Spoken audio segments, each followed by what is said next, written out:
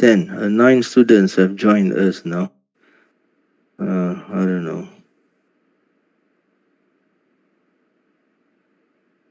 Well, should be no problem with this 8 o'clock class in the morning.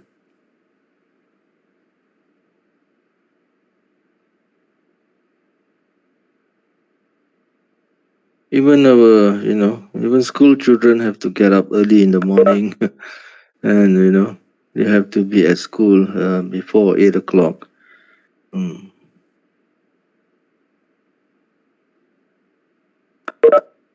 Okay, let me share the computer screen.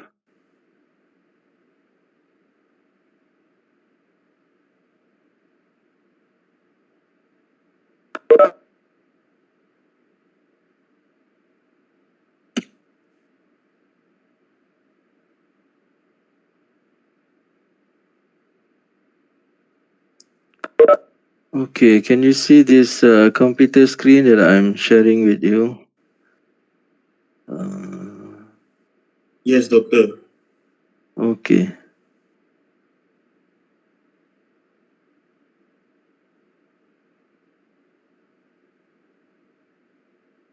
Not this one.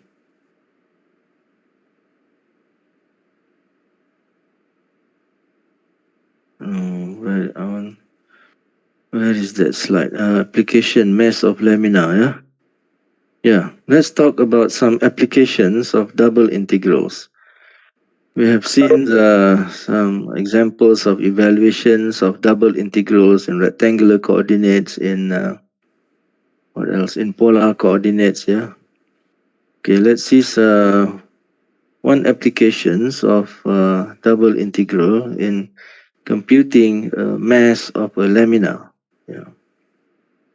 So a lamina is a thin sheet of material. You can view it, think of it as a thin metal plate. So density is defined as mass over area, right? So density is usually denoted as a Greek symbol rho. Mass is usually represented by a letter small m, and area is usually represented by capital A. Then this relation can be represented as rho equal to m over A. So then we can, if rho and A is known, then the mass is equal to density times the area A. So that is in general, yeah. That this is the general formula for mass equal to rho times A. Yeah. So now suppose rho is varying. Okay. Suppose rho is now a variable. Where the density of the lamina varies from point to point. Yeah. So what is the mass of the lamina now?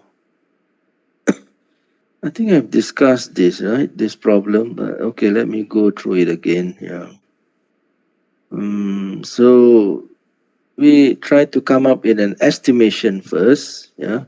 We partition the lamina. Assume the lamina is covered a plane region R here. So we partition this two-dimensional lamina into smaller partitions. Yeah, and we divide this region R into small partitions. Yeah. So suppose the one that I have highlighted here is a lamina LK. Okay, suppose we have divided these partitions into n. We have divided this lamina into n sub-rectangles. And let's consider one of them and call it a lamina LK. It has many points. Okay? The lamina LK here has infinitely many points. So let's pick XKYK as a representative point. And suppose LK also has sides delta X, delta Y. Then the mass of the points, so we assume the mass at the point xk, yk, because the density function is known, so we know what is the density at the point xk, yk, which is rho xk, yk, right? So the mass of the lamina LK, okay, is approximately, because we are using representative point, is approximately rho, the density at the point xk, yk. This is mass times area, right? Yeah, this is delta x, delta y refer to the area of lamina LK. So mass is what? Density times area. So this is an approximation only because um, we have assumed the mass of LK is approximately the mass at the point xk, yk. So the total mass, okay, is approximately the sum of each lamina here, the mass of each lamina. Yeah. So we have this summation sign. And this is an approximation sign, okay, because each partition is approximated according to this formula here, the rho at each point times the area. So to get better estimation, we use smaller and smaller partitions, but that means increasing the number of partitions n. So the mass of the lamina L is defined as the limit of this summation here, with n tends to infinity. Now that means delta x, delta y gets smaller and smaller, right? But if this limit summation exists, we denote it as a double integral of rho xy dx dy over the domain D, or R. I should have used R there. Yeah, R. Okay, because let me change that to R. Yeah. Mm.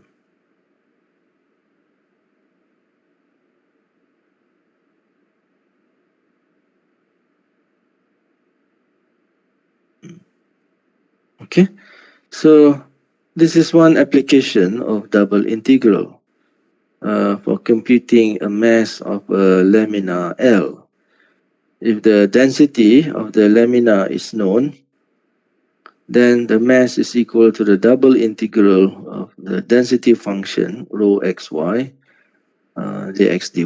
Okay, so if rho is a constant, as say p, then this rho here becomes p, and because p is a constant, we can pull it outside the double integral. So we have a double integral of 1. And as we have seen before, the double integral of 1 is simply the area of the planar region R here. Okay, let's see let's see an example of finding a mass of a lamina L.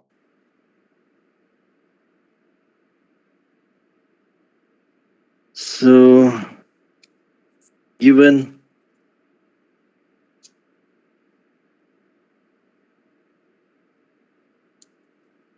here is the question.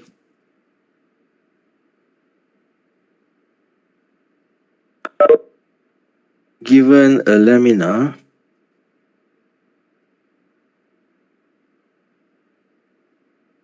with the density function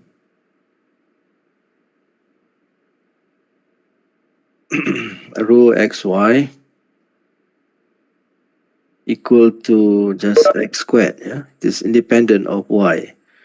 That feels a region, say R, between a parabola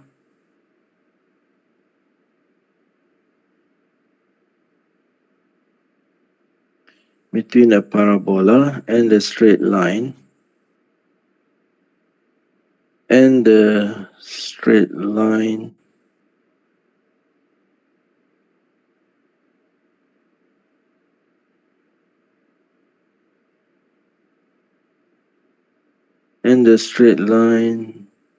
y equal to minus x.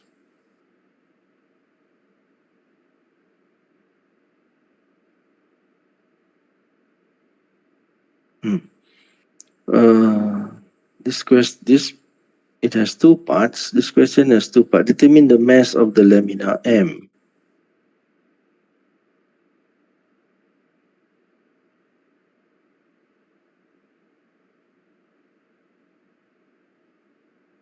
Of the lamina, yeah, and the second part is determine the center of gravity of the lamina.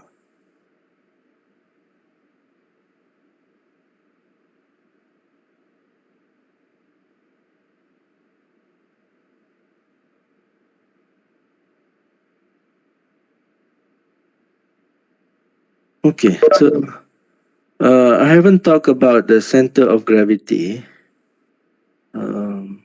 It has to do with moment, and which I will discuss after we have completed the completed the mass of the lamina. Yeah.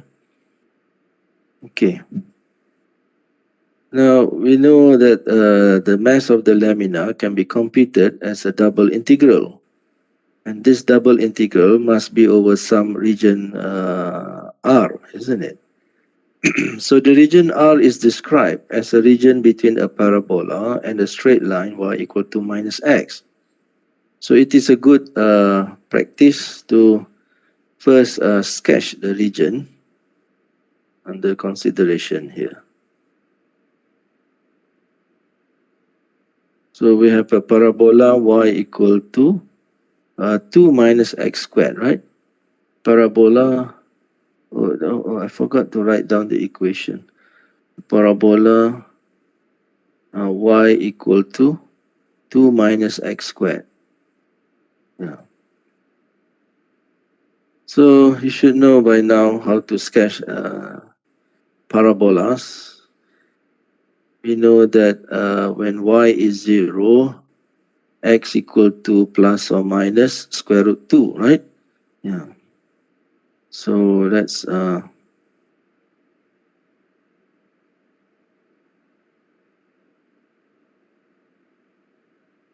write down the point y minus square root 2. This is just a sketch. It doesn't have to be exact. And we know that when x is 0, y equal to 2. So the y-intercept is equal to 2 like this. So then we have this parabola.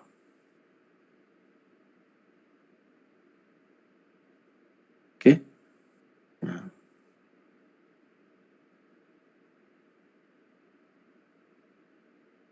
And then we have a straight line y equal to minus x. So this is the line y equal to minus x.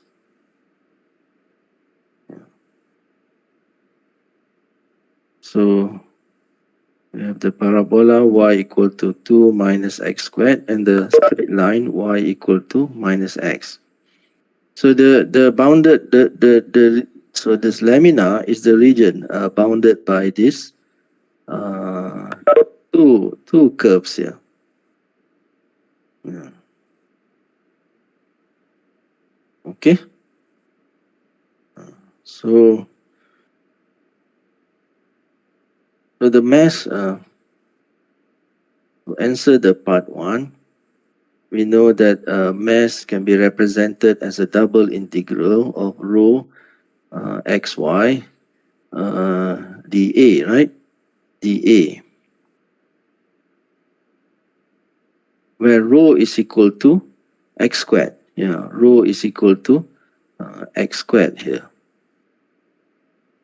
In some cases, you may have rho depends on both x and y. So for this example, it depends on x only. Okay, now how to determine the limits for the region R? Okay, for the region R, we know that y is bounded above. Okay, we know that y is bounded below by the line y equal to minus x and bounded above by the parabola 2 minus x squared. Okay, what are the bounds for x? Can anybody tell me how to find the bounds for x here?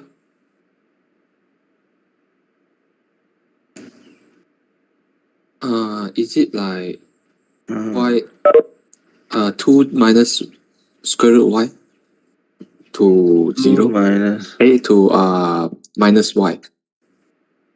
Is that? the bound y is already bounded by functions, right? Functions of x. So x here must be bounded by numbers. Yeah. All numbers. No, it must be numbers. Yeah. If They y have is already to. bounded by functions of x, x must be bounded by numbers. Yeah. Or then have to find the intersection point. Yes, yes, yes. You have to find the intersection points. Okay. So the bounds are the intersection points from the intersection points. So we need to solve this equation here. 2 minus x squared equal to minus x. Yeah. Yeah. So this is a quadratic. So this leads to a quadratic equation, which is x squared minus x minus 2 equal to 0. What is the solution? Can we solve this by factorization? Maybe, yeah, x, you have x here, x there, 2, 1, minus plus, right? Yeah, we can solve this by using factorization. So that means we have solutions x equal to minus 1 and 2. Yeah, so minus 1 here is minus 1 and 2 there. Okay. So therefore, x is between minus 1 and 2. Okay, so the region R in set notation consists of all points x, y such that x is between minus 1 and 2 and y is between the line minus x and the parabola 2 minus x squared. Right? So now we can set up the proper double integral for computing the mass. Yeah.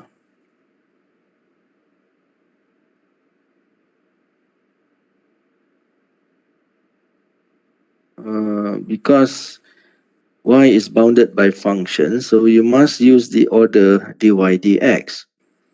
Y is between minus x, 2 minus x squared, and x is between minus 1 and 2. There you are. Okay.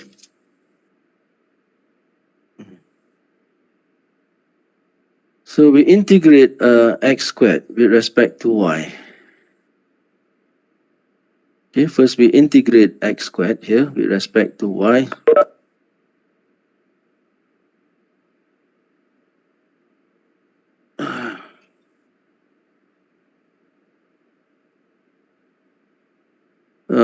Can you please excuse me? I have to take this call.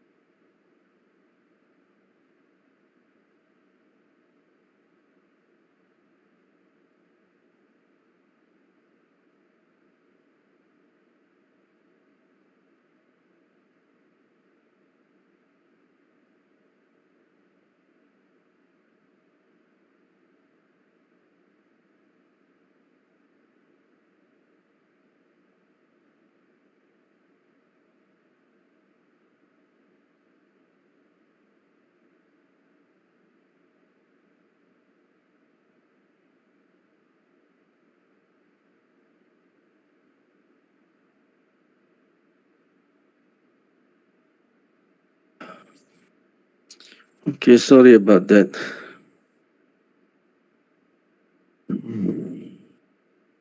Okay, now we want to integrate x squared with respect to y. Yeah? So that means the integral is x squared y. Yeah. Then replace the limits with y equal to 2 minus x squared, y equal to minus x. Yeah. So please write the solutions clearly, during for assignments or for the test or final exam. Make sure when you evaluate these double integrals, make sure you write them clearly. Yeah. Some try to follow the examples that I have shown you. Okay. Sometimes students they don't follow the examples given, the correct way of writing. Sometimes they just simply write down their own way, which sometimes not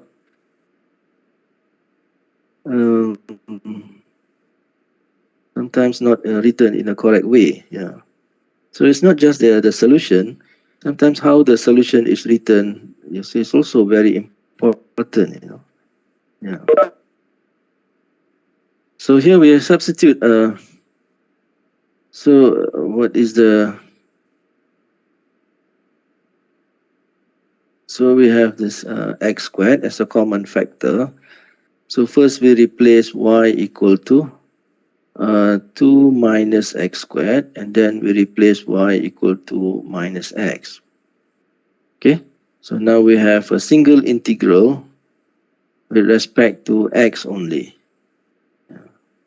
Let's simplify the bracket term, which is 2 plus x minus x squared.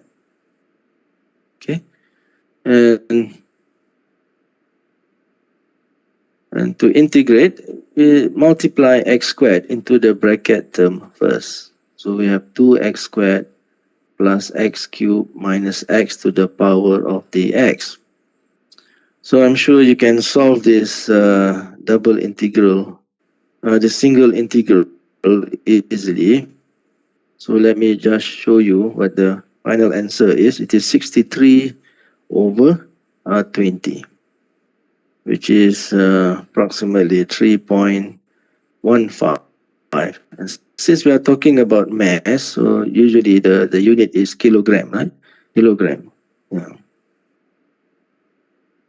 Any question for this example?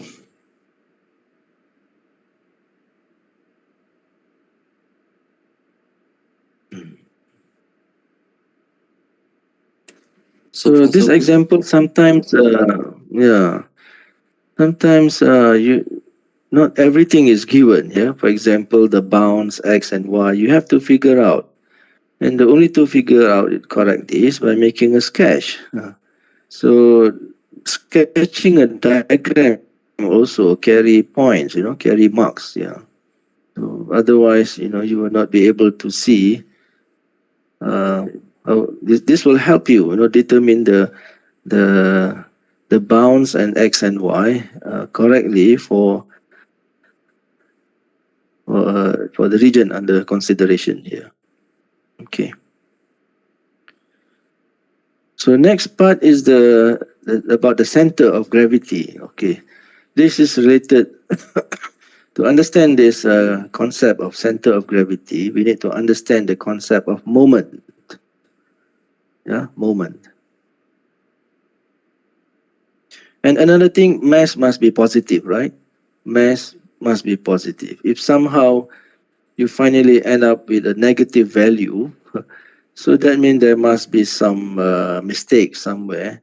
So mass should always give us a positive value here.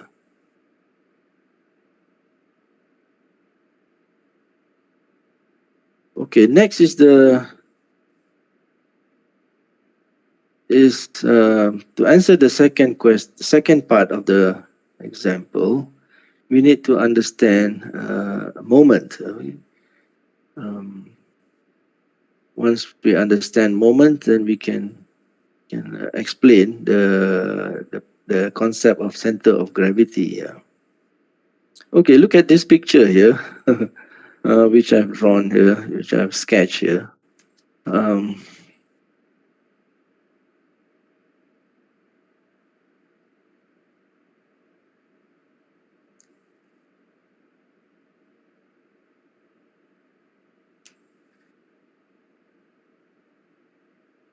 Okay, we have a picture of this two children, on a seesaw. Probably you have also uh,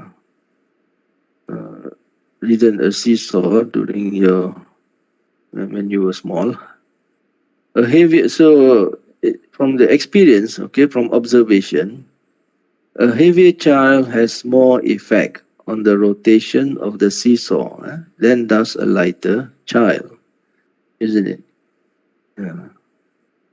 So, but a lighter child can balance a heavier one by moving farther away from the axis of rotation. Yeah. But if the heavier child already sitting on the other end, so there's nothing a lighter child can do. Yeah. So a seesaw has this what is called the axis of rotations. Yeah. So so so a moment measures the tendency of a mass. Okay, moment measures the tendency of a mass to produce a rotation. From this diagram, two factors are affecting the rotation, right? One is the distance from the axis, and the other is the mass or the weight, okay, of the object. So, two measurements that affects this rotation, okay, is the weights as well as the distance from the axis of rotation. So then this brings us to this concept of moment of a point mass. Okay, so if if the point point mx is x, okay, we have a point xy here on the xy plane, and suppose the mass is known at the point xy. Yeah. Mass is so by the definition of mass, it is what, density times distance.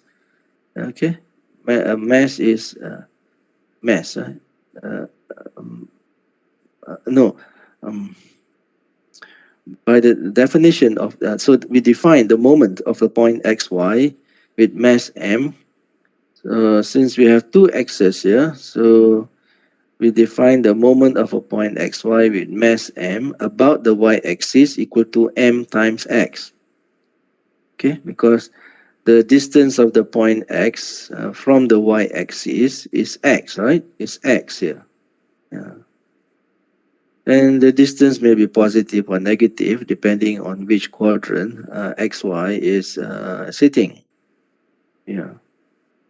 And the mass of the point xy about the x-axis is the mass times the distance. The distance of the point xy from the x-axis is y, isn't it? It's y. Yeah. So the moment of the point xy mass m about the x-axis is my here. Yeah. Okay. So moment depends on mass and distance. So we have a moment of a point xy with mass m about the y-axis as well as the x-axis. Now x and y can be both positive and negative, right? X and y here can be both positive or negative. So that means the moment here also can be also positive or negative.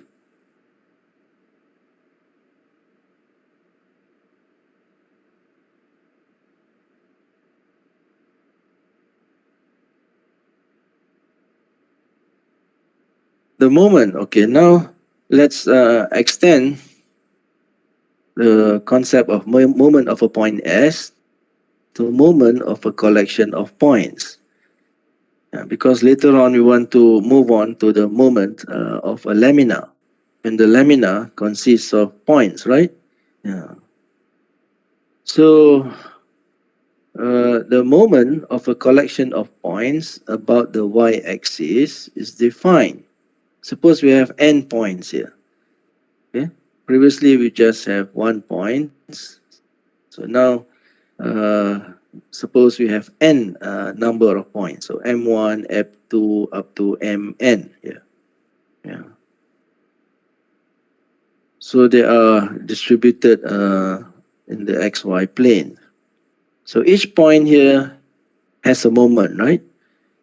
Each point here has a moment with respect to either y-axis or x-axis. And the moment of each point here can be calculated according to the previous definition here. Moment of a point mass. Yeah. So define the moment of a collection of points here about the y-axis as the sum of the moment of all the points. Okay, the sum of the moment of each point. Yeah, and this denote it as the capital M with subscript y. This is not M multiplied by y. This is M with the subscript y. Okay, to denote the moment of collection of points about the y-axis. Okay, and then we define the moment of a collection of points about the x-axis as the sum of the moment of each point about the x-axis. Okay. Yeah. So, and then suppose m is the total mass, the total mass of each point, m1 up to mn.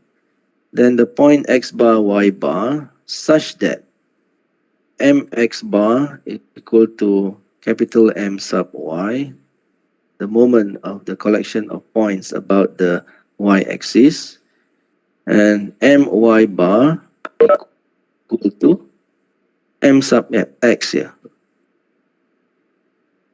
Okay, so we have x bar, y bar in terms of the moments divided by the total mass of points. And this x bar, y bar is called the center of gravity for the collection of points. Have you studied this before? Have you studied this before in physics? Probably in physics. Yes. Maybe got, but not in the not in building this like a plane or something like that. Maybe. Yeah. In physics also, right? You have heard of these concepts, isn't it? This moment, center of gravity. Yeah. So Time ago, maybe. yeah. A bit forgotten. Yes. Okay. So now you want to calculate moment of a lamina. How do you calculate? Given a lamina here, how do you calculate the moment of the lamina with respect to the x-axis and with respect to the y-axis?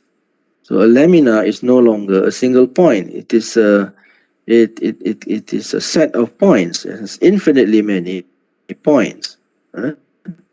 Infinitely many points there. Yeah. And then how do you determine the center of gravity of this lamina R, lamina L, that covers a region R? Yeah. So the goal is to find the center of gravity. Yeah. Of this lamina L. Yeah. Okay, because we know if it is we have a square, okay, then this intersection point is called the center of gravity, right? Center of gravity, yeah, if it has a constant mass. Yeah. So, however, if it is a lamina of a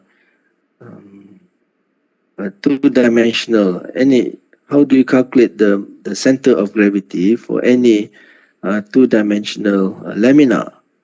Yeah. So again, we can solve this problem using double integral. Okay, we use the same approach as previously for finding what mass. Yeah, what approach we have used also for finding volume under a surface. Yeah, we partition. Okay, we partition this lamina L into sub rectangles here, into sub rectangles. Suppose the lamina R is subdivided into n rectangles. So let's focus one of them. Let's call it a lamina LK. The lamina LK has many points. So let's choose one point as a representative. I'll call it XKYK. And the rectangular lamina LK has sides length delta X, delta Y. Yeah. And the distance of the point XKYK to the y-axis is XK. Okay, and the distance of the point XKYK to the x-axis is YK. Yeah.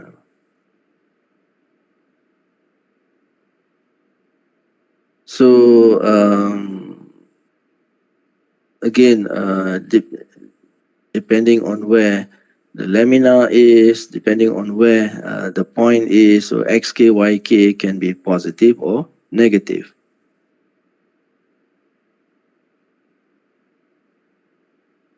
Okay, let's approximate the moment of this lamina LK about the x-axis, Okay? The moment of the object LK here about the x-axis is approximately, right?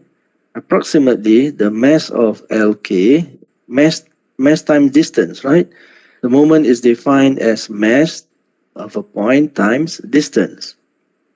So the moment of object LK here about the x-axis is approximately the mass of the point LK times YK. YK is the distance here, vertical distance. And mass is rho times area, isn't it? Density. So assume the density function is given. So the density at the point representative point xkyk is rho xkyk. And the area is delta x, delta y. Then we have times yk here. So this can be rearranged as yk times rho xk yk delta x delta y. Okay. So similarly, so what is the moment of the object L of the whole lamina L is approximately the sum of each rectangles here x. So we have this summation here. Yeah, we have the summation here where m sub xk is as shown above here. Okay, so this is an approximation. So the moment of the object L, lamina L, about the x-axis is approximately equal to this summation here. To get better and better approximation, we use smaller and smaller partitions. Of course, that would means increasing the number n, the number of partitions. So we define the actual moment of the lamina L about the x-axis as the limit of this summation as n tends to infinity. And if this limit exists, it is equal to the double integral of y times rho xy dx dy over the region R. Okay, so we assume the lamina covers the region R. So here is the formula for finding the moment of lamina that covers a region R about the x-axis. Okay, so what about the second moment? Get the moment of the lamina L about the y-axis. So using the same line of reasoning, it is equal to this double integral here, but this time instead of y we have x. Okay, yeah. So having found this both moments of the lamina L about the x and y axis, then we can compute the gravity of the lamina, right? With where x bar is m sub y over the mass m, and y bar is mass of the moment capital M sub x divided by the mass of the lamina m. Okay, so to compute the center of gravity, we need to have this both moments of the lamina L about the x-axis and the y-axis. So this is what we need to use to solve this example, the second part of the example here. Determine the center of gravity of the lamina. So let's use those formulas to find the center of gravity of this lamina L. So we need to first compute the moment, right? We first need to compute the moment. We need to compute m sub x. Remember, it is the moment of the lamina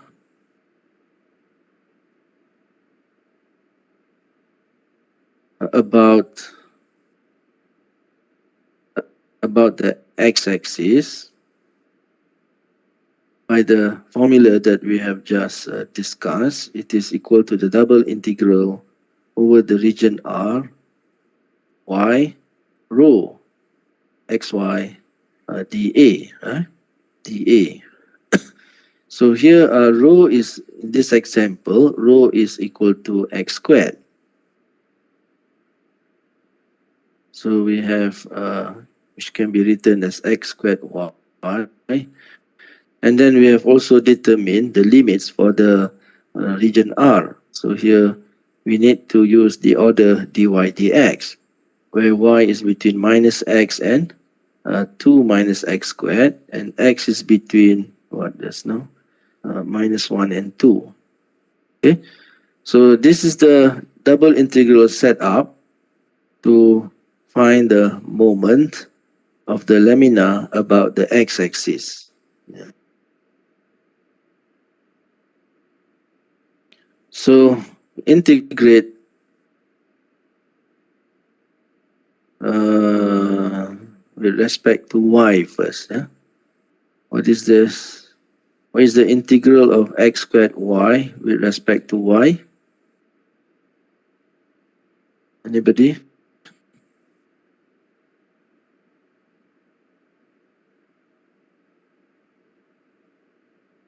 X squared, y squared over 2. Yes. Yeah. Yes. It's equal to x squared y squared over 2, where y is bounded between minus x and 2 minus x squared. And don't forget the x. Yeah. So I can pull out that one constant 1/2. So first we replace y by 2 minus x squared, because we have y squared. And then we replace x by y by minus x. And then squared again, because we have y squared. Okay, so next. So it reduces to a single integral equation with respect to x. Yeah. Now to integrate, we simplify the integrand first. We have here x squared times 2 minus x squared. What is that? It's 4 minus 4 x squared plus x to the power of 4, and then minus x squared, right? So we simplify again the bracket term to get x to the power of 4 minus what? 5x squared plus 4. Okay. So to integrate, we next multiply x squared into the bracket to get x to the power of 6 minus 5x to the power of 4 plus 4x squared. Okay. So I'm sure you can solve this single integral x to the power of 6 minus, yeah, that is correct. Okay. So I leave it to you to evaluate this integral and show that it is equal to minus 9 over 7.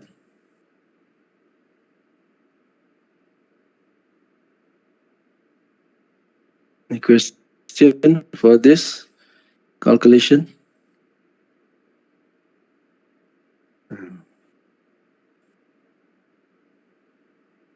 So next, we want to calculate the moment of the lamina about the y-axis. When we have these two information, then we can calculate the center of gravity of the lamina about the y-axis. Yeah. So according to the formula that we have discussed before, it is equal to the double integral of x times rho xy dA. Okay, remember this formula here.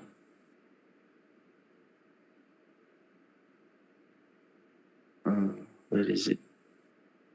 No, center moment. Yeah, this one here. Okay. The moment of the object lamina about y-axis is double integral of x rho xy dx dy. So this is the formula that we need to use, and which I've written over here. So the density is x squared, right? X squared. So we have the double integral of x cubed. Again, we use the order dy dx because y is bounded between functions and x is bounded by numbers minus 1 and 2. I'm sorry, we have rho is x squared. So proceed as in the above, and I leave it to you also, right, to show that the end result is 18 over 5. Yeah? I leave it as an exercise for you. So now we can compute the center of gravity.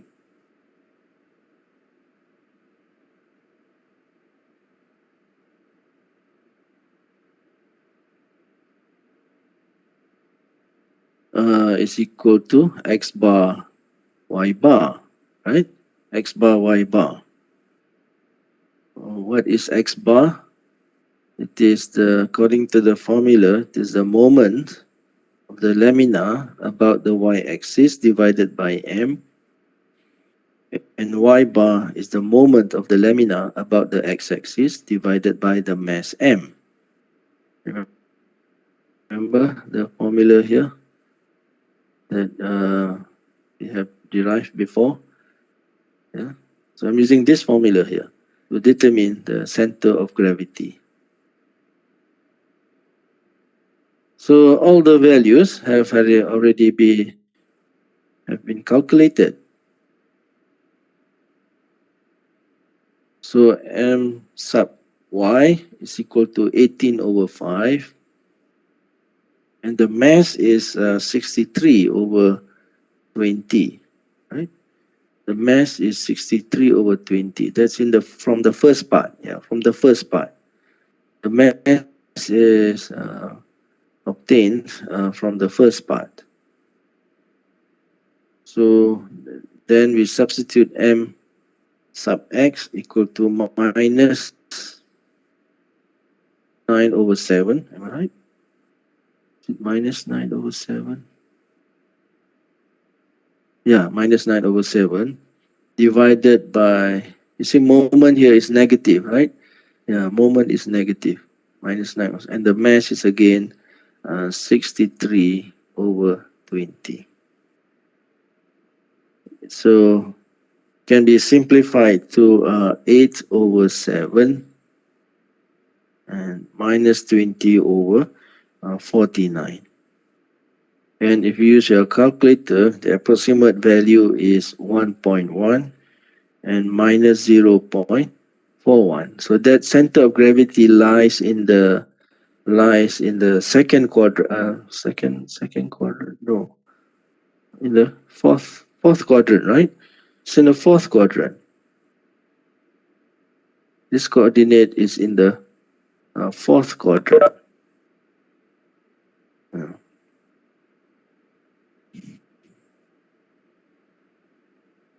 So it lies somewhere.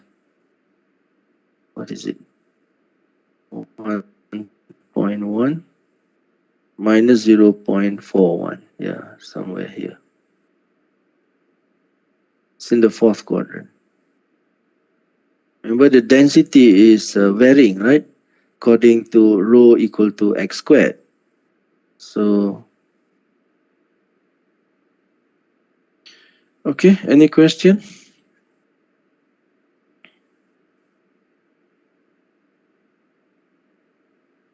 Any question for this example?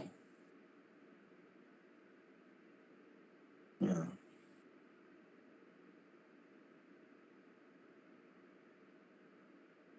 Ada soalan?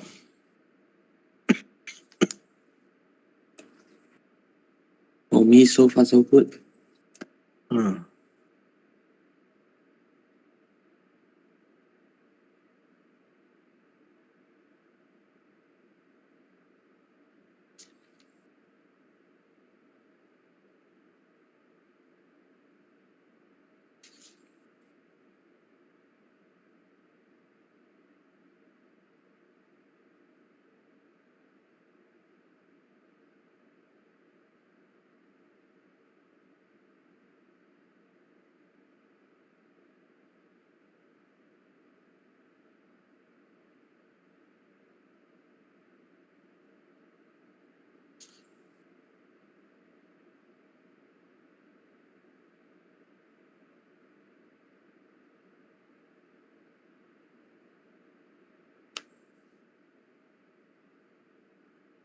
Hmm.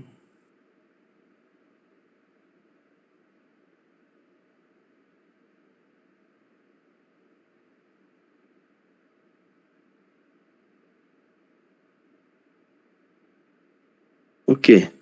Sometimes the word centroid is used instead of center of gravity. That this is specifically, okay, the concept centroid is used specifically if rho xy is a constant.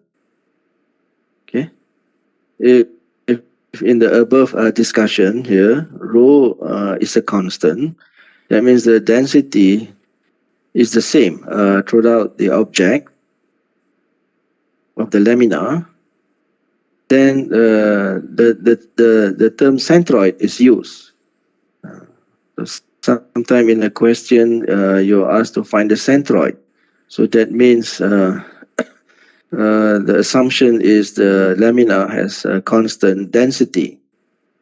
You see? And the center of gravity of the centroid, okay, the formula here of the center of gravity reduces to this form. It's a double integral of x dx dy divided by the area of R for the x bar, x coordinate of the centroid, and the y coordinate of centroid is a double integral of y dx dy divided by the area of R. You see, there is independent of the density, right? You don't have any rho here. If rho is equal to p, there's still no p here in this formula.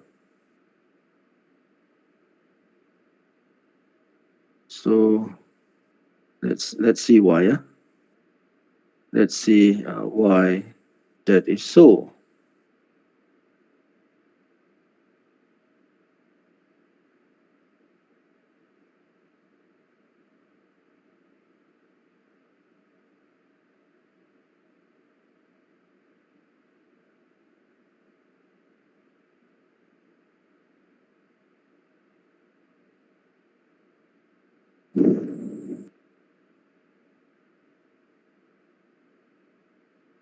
So here is the proof.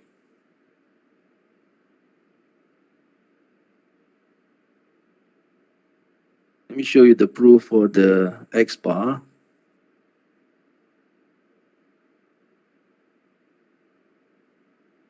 Okay, what is the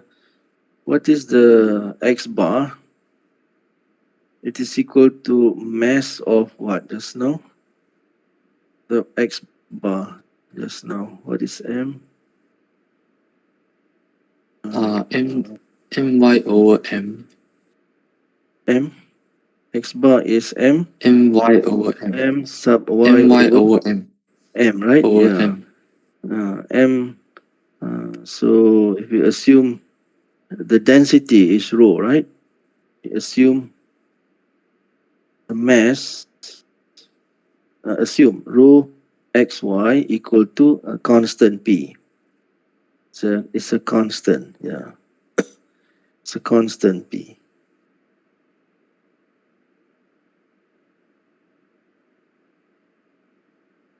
What is m sub y? M sub y is this formula here. Rho x. We have x, right? We have x. According to the definition, m sub y is the double integral x rho xy dA.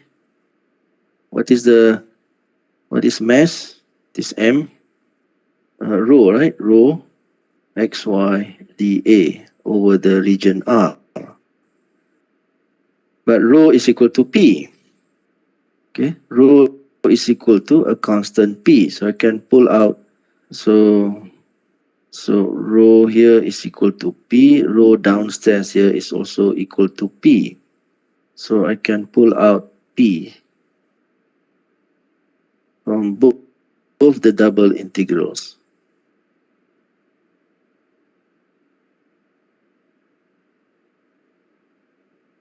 Okay, so p cancel out. And the double integral downstairs is the area, isn't it? Area of A. Yeah. So we have 1 divided by the area. I mean, not A, area of R times the double integral of x dA over the region R. Okay, so that proves the formula here. Proves the formula here for x bar. So by the same reasoning, we can also prove the second formula for the centroid y bar, for the y coordinate of the centroid y bar here. Okay, so these are just terminologies. So you can see here it is independent of the density, because the density is constant. So the center of the centroid here is independent of the densities of the constant density here.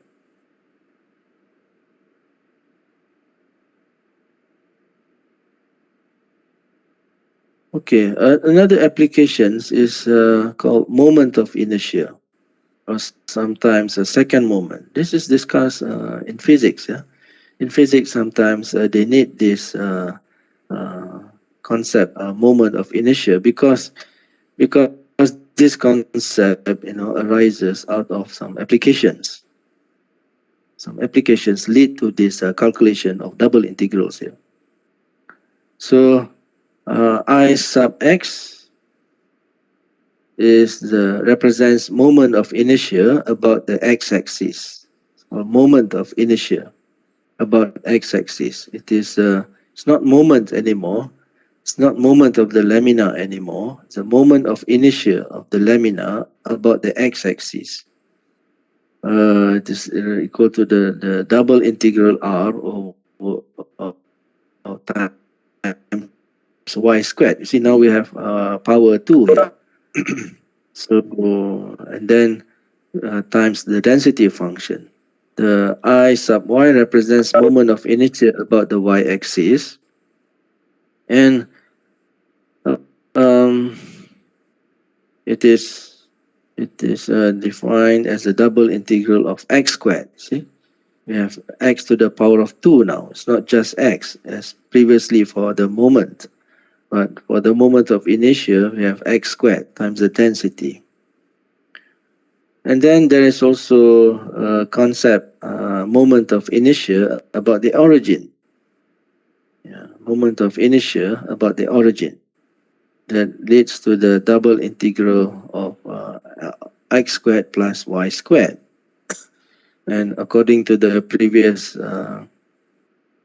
notations, the I naught is equal to ix plus iy, right?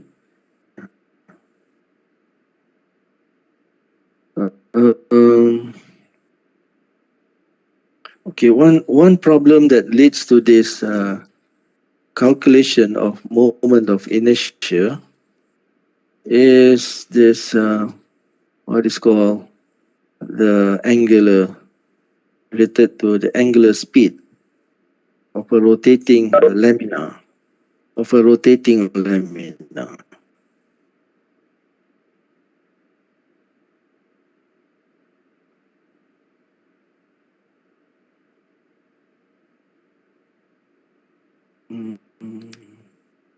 I have prepared the explanation. Yeah. Let's see. Let's think of it as an example here. So we have, say, a lamina of this L. Suppose this is the point O, and it is so suppose now it is rotating. Yeah, it is rotating about with the angular speed equal to, so W here is called the angular speed. The angular speed.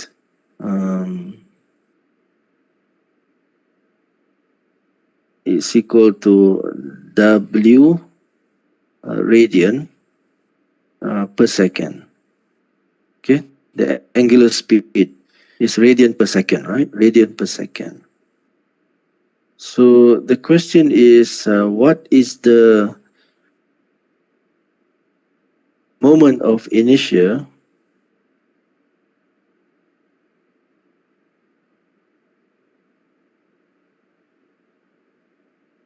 what is the total kinetic energy of the rotating sheet? Here is the research problem. What is the total kinetic energy of the rotating sheet? Here is a question in physics. This problem is discussed in physics. Yeah.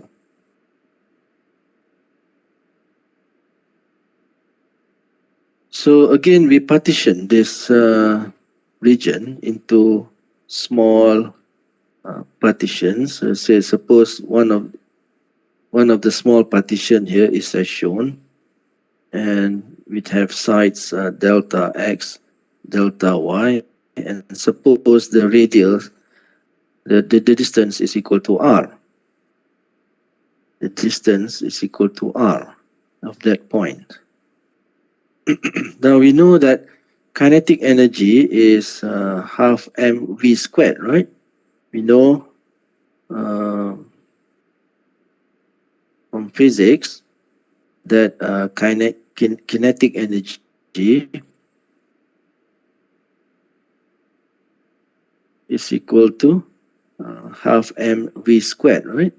V is the speed, m is the mass, v is the speed, isn't it?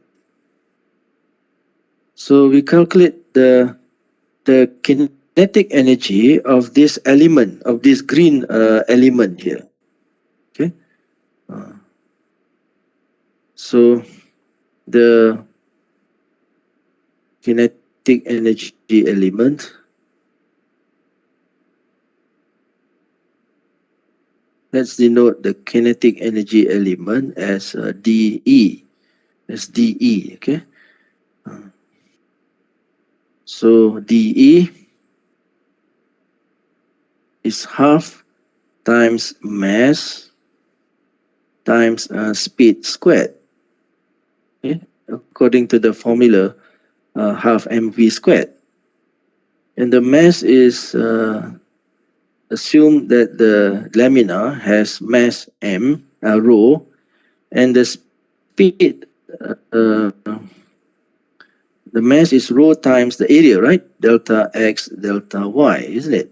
That is the mass. And what about the speed? Speed is the angular. We know that the w is the angular speed, and the distance of it from origin, that element from the origin is r. So the speed is r w squared. Okay, the speed is r times w. R is the r times the angular speed. R times the angular speed. Yeah. So here we have so see, this can be written as 1/2 r squared w squared. Then we have rho xy dA, right? Delta x delta y can be also written as dA. And r is the distance, measures the distance. So if the distance formula is square root of x squared plus y squared. Okay, r is the distance formula of a point xy from the origin. This is the square root of x squared plus y squared. So r squared. So when we take r squared, the square root sign disappears. Okay. dA, rho. We have rho xy dA. Okay.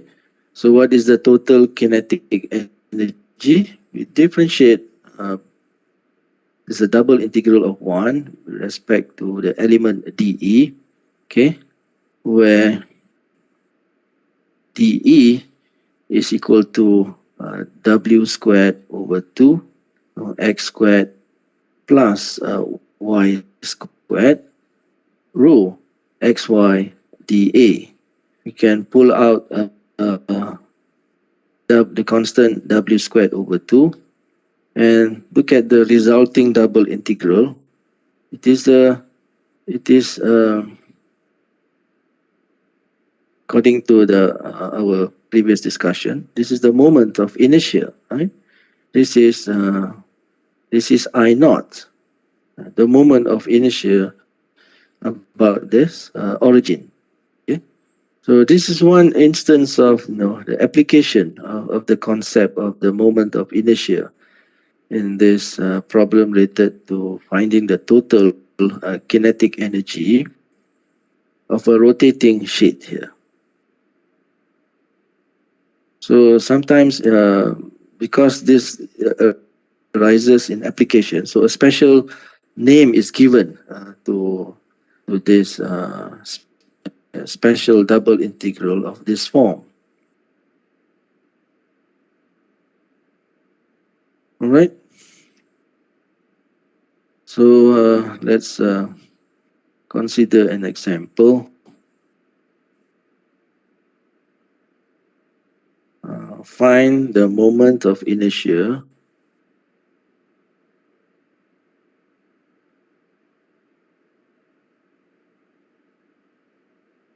of a uniform square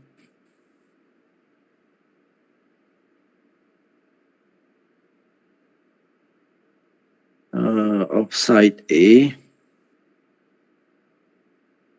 about its center. About its center.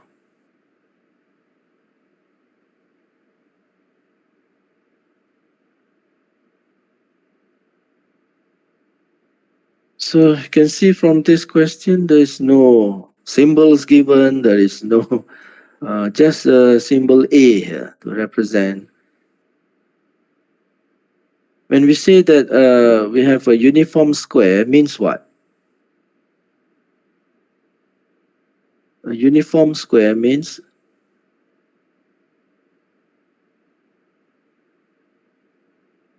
the density is constant, right? A uniform square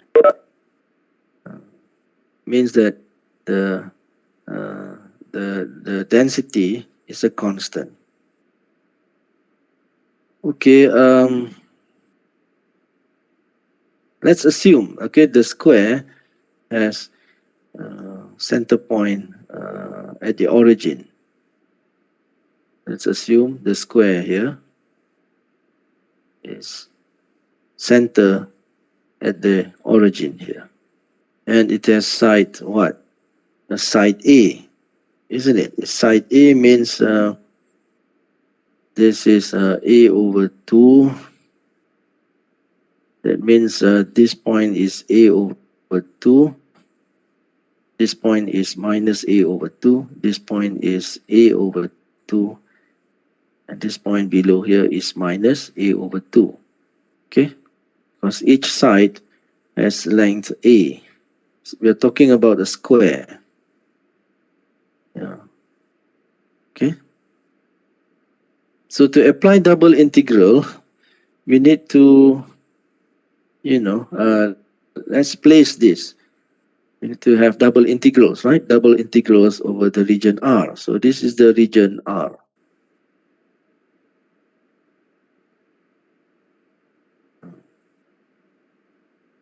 So what is the moment of inertia? About the origin. Now the center is the origin, right? So recall the moment of inertia as is given by this formula. X squared plus y squared times rho, isn't it? Rho. Where is that formula again? that formula again here. This one here, x squared plus y squared times rho dx dy times rho xy dA here, and rho is a constant. Okay, rho is equal to a constant p. So we have this is equal to p times the double integral over r x squared plus y squared dA. Now what about the region R? R is bounded by what and what? To evaluate this double integral, we need to have the limits, right? Limits for x and y. What are the limits for x? This is a square. A02 to A0, negative A02. Yeah, that's correct. And what about y? It's the same, right? Yeah, the same. It's the same, yeah. Minus a over 2, a over 2. Yeah, because it is a square, a rectangle. So both x and y are bounded by numbers. So we have p times the double integral of x squared plus y squared. Because both are numbers, so we can choose any order. So let's choose dx dy, and both have the same upper and lower limit.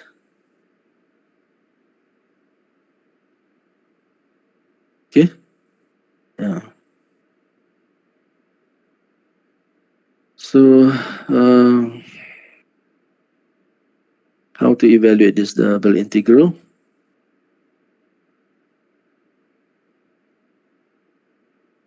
We split this into two, okay? We can split this into two. One with respect a double integral of x squared. Another is the double integral of y squared. No, we don't have to. Actually, we don't have to do that. Can we do this? Yeah, we can do this. Why? Or you can just integrate x squared plus y squared with respect to x. The advantage of doing this splitting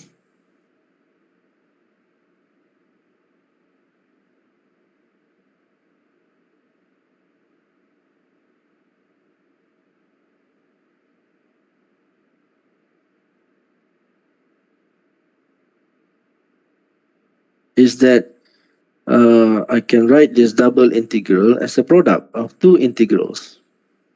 Yeah, because the integrand, remember, the integral can be written as a function of x alone times a function of y alone. Then we can write it as a product, yeah, like this.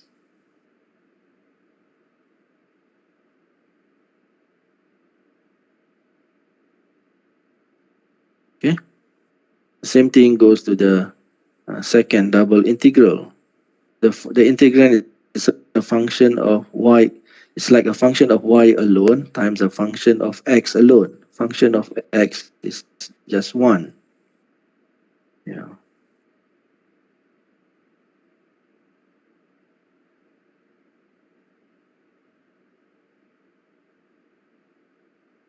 This is y squared dy. Okay. Yeah. So what is this integral here? A over 2 minus a over 2, which is a. This one is also a, right? This one is also a. What about this one here? The integral with respect to x squared is 1/3 x cubed, isn't it? This is 1/3 x cubed. X is between minus a over 2 and a over 2, which is what? 1/3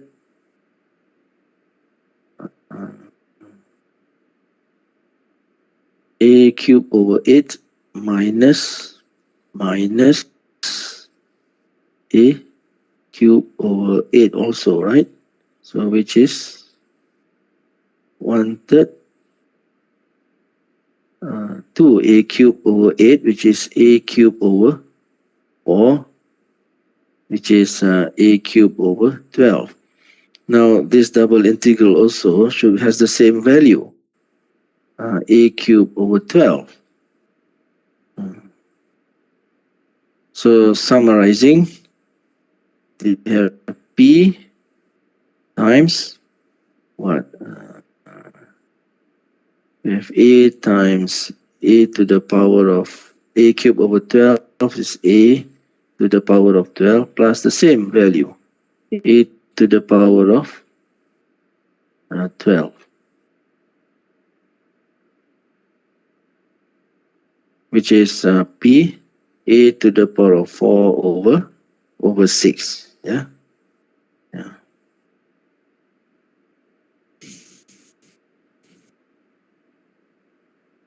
Any question for this example? So the moment of inertia of a uniform square of side A about its center is equal to rho p times a to the power of 4 divided by 6. Yeah.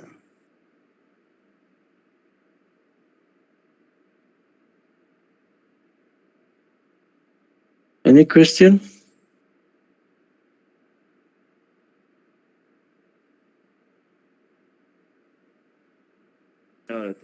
Doctor, is it a to the power of a cube or a to the power of 4? Remember here we have also this product here, right? Oh, Isn't yeah, it? yeah. Yeah. Oh, yeah. So we have a times a cube over 12 there, right? So that's why we have a to the power of 4 over 12.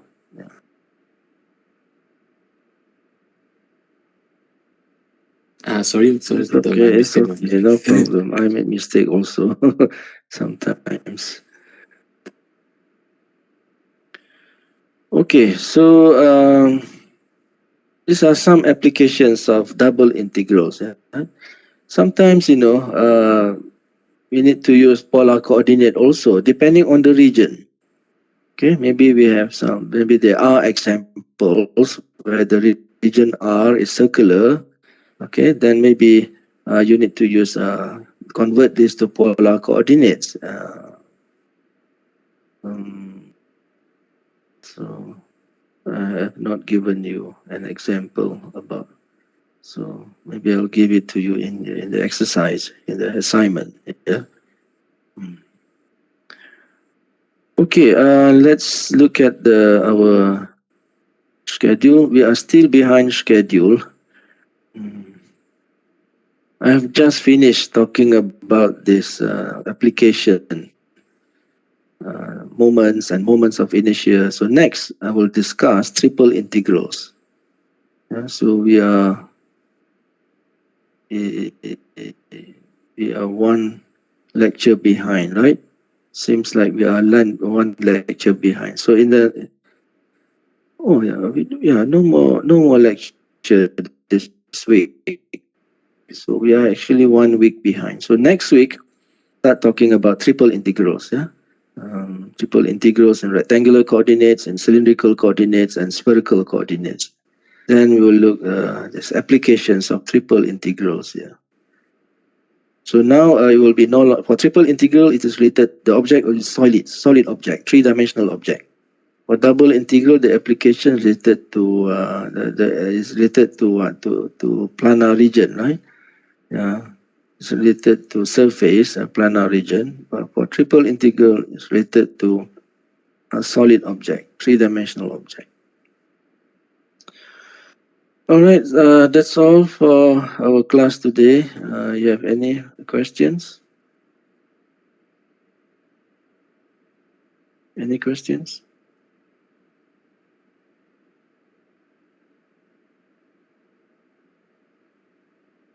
I am okay with now. All right, if there's no question, let me show you the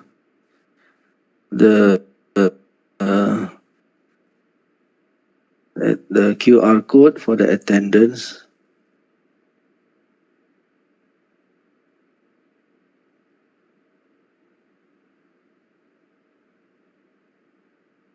slide in. Yeah. All right, there you are. Please scan the QR code shown here for your attendance.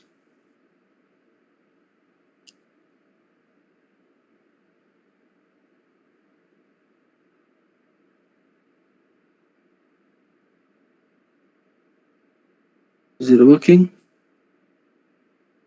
No one has scanned yet, according to. I think yes, Doctor.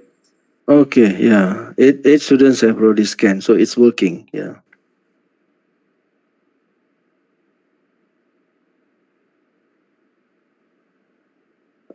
We have another class tomorrow, right?